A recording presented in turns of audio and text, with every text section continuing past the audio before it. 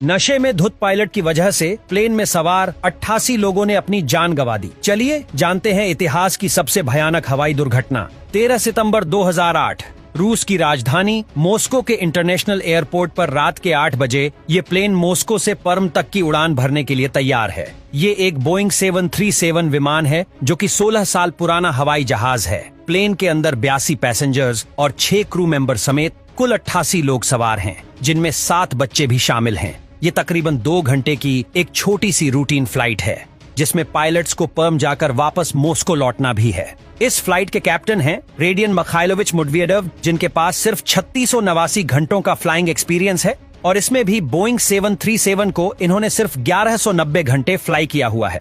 और first officer के तौर पे कोकपिट में इनका 43 साल के रस्टम रफाइलोविच अल्बर्डीन मौजूद है, जिनके पास 8713 घंटों का फ्लाइंग एक्सपीरियंस है।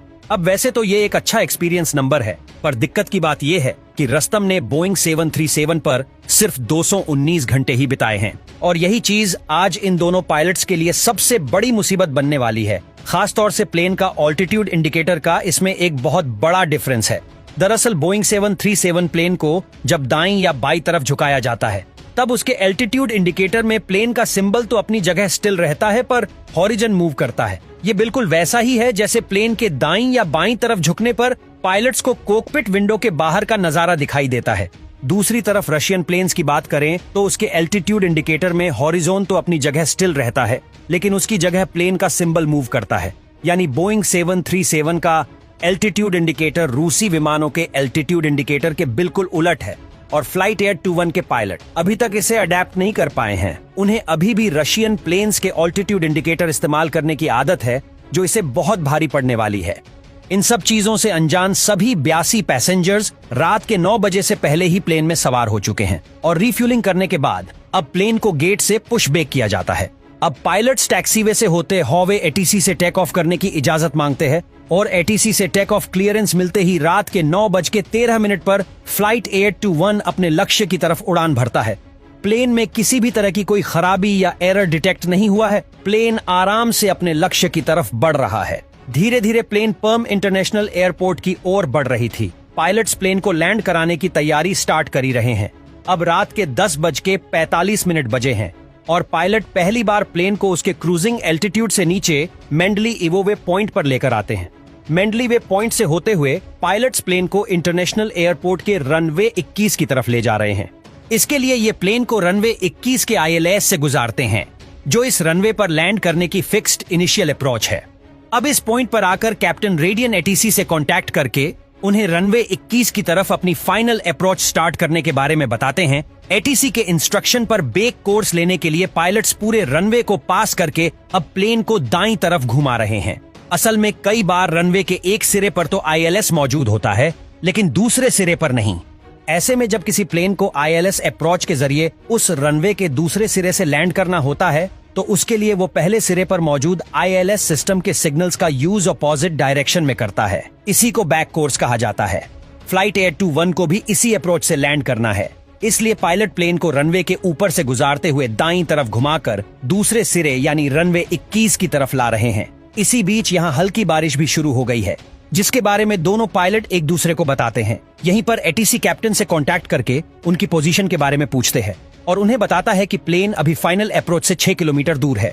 इसके कुछ मिनट बाद कैप्टन वापस से एटीसी को कांटेक्ट करके बताते हैं कि उन्होंने लोकलाइजर को इंसेप्ट कर लिया है और इस समय प्लेन की कमांड फर्स्ट ऑफिसर के हाथों में है, जिन्हें बोइंग 737 को उड़ाने का कोई खास एक्सपीरियंस नहीं है। फर्स्ट ऑफिसर फ्लैप्स को 30 पर सेट करके कैप्टन को इसके बारे में बताते हैं, लेकिन जवाब में कैप्टन उनकी हेल्प करने के बजाय उन्हें ये बोलते हैं कि प्लेन तुम्हारे हाथ में है, इसे लैंड कराने के लिए तुम्हें जो करना है वो करो। कुछ पलों के बाद कैप्टन एक बार फिर से एटीसी को कांटेक्ट करके बताते हैं कि वो चौथे मार्कर की तरफ बढ़ रहे हैं। साथ ही कैप्टन वेदर कंडीशंस के बारे में पूछते हैं। इस पर एटीसी का जवाब आता है कि बारिश में विजिबिलिटी 10 किलोमीटर की है। यहीं पर एटीसी को ये रियलाइज होता है कि फ्लाइट एयर 21 लोकलाइजर से काफी ज्यादा दाईं तरफ फ्लाई कर रही है और इसके लिए वो कैप्टन से प्लेन की दिशा को थोड़ा सा बदलने के लिए कहते हैं। इस इंस्ट्रक्शन को फॉलो करते हुए कैप्टन प्लेन को थोड़ा सा दाईं ओर मोड़ देते हैं ताकि इसे लोकलाइजर की सीध में लाया जा सके। इसके बाद कैप्टन फर्स्ट ऑफिसर से पूछते हैं कि लैंडिंग के लिए अभी हमारी स्पीड क्या होनी चाहिए। और साथ ही उन्हें प्लेन की स्पीड बढ़ाने के लिए भी कहते हैं। यहाँ पर एटीसी को एक बहुत ही अजीब चीज नोटिस होती है। उसे स्क्रीन पर दिखाई देता है कि फ्लाइट 821 नीचे आने के बजाय उल्टा ऊपर की तरफ जा रही है, यानी प्लेन का एल्टीट्यूड कम होने की बजाय बढ़ रहा है। इसे कंफर्म करने के लिए एटीसी वापस फ्लाइट 821 से कांटेक्ट करता है और कहता है कि क्या आप सच में नीचे आ रहे हैं, क्योंकि मेरा डेटा दिखा रहा है कि आप नीचे आने की जगह क्लाइंब कर रहे हैं। अभी आपका एल्टीट्यूड 2000 फीट होना चाहिए, लेकिन ये 3000 फीट है। ये सुनकर दोनों पायलट हड़बड़ा जाते हैं, क्योंकि उन्हें अब तक यही लग रहा था कि ऑल्टीट्यूड को कम करते हुए नीचे जा रहे हैं। एटीसी की बात सुनकर फर्स्ट ऑफिसर तुरंत प्लेन की पिच को एडजस्ट करते हैं और फिर कैप्टन एटीसी को जवाब देते हैं कि अब हम नीचे आ रहे हैं।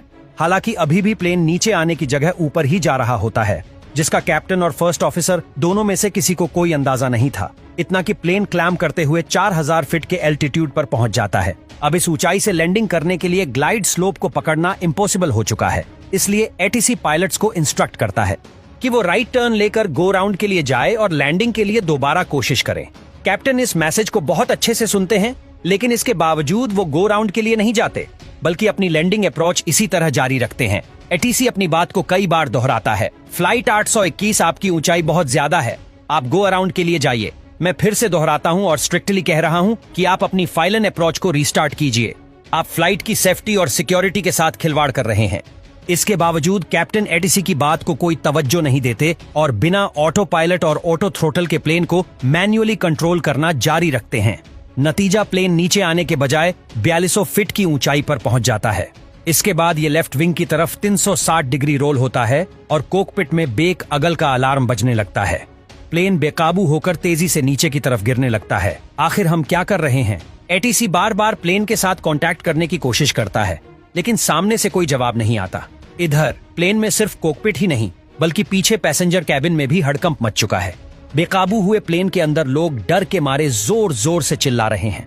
कैप्टन और फर्स्ट ऑफिसर को अब जाकर ये एहसास होता है कि उन्होंने क्या गड़बड़ी कर दी है, पर अब इस गड़बड़ी को ठीक करने के लिए बिल्कुल ही टाइम नहीं है। इससे पहले कि पायलट्स इस सिचुएशन से निकलने के बारे में कुछ सोच सके, ये प्लेन पर्म इंटरनेशनल एयरपोर्ट के करीब ही एक इलाके में क्रैश होकर तेज धमाके के साथ राख के ढेर में बदल जाता है। ये क्रैश इतना जबरदस्त था कि किसी के बचने के कोई चांस ही नहीं थे। प्लेन में मौजूद सभी 88 लोग मौके पर ही अपनी जान गंवा देते हैं। इस हादसे की खबर दुनिया में फैलती है। इन्वेस्टिगेशन रिपोर्ट में सामने आता है कि मौसम के खराब होने से इन्हें अंदाजा ही नहीं हुआ कि ये प्लेन ऊपर जा रहे हैं या नीचे। इसके अलावा फ्लाइट से पहले कैप्टन का रेस्ट न लेना और इस सब के अलावा फोरेंसिक एग्जामिनेशन के दौरान कैप्टन की बॉडी में अल्कोहल भी पाया गया, जिससे पता चलता है कि फ्लाइट के दौरान वो नशे में थे और शायद इसीलिए उनका बिहेवियर इतना ज्यादा अजीब था।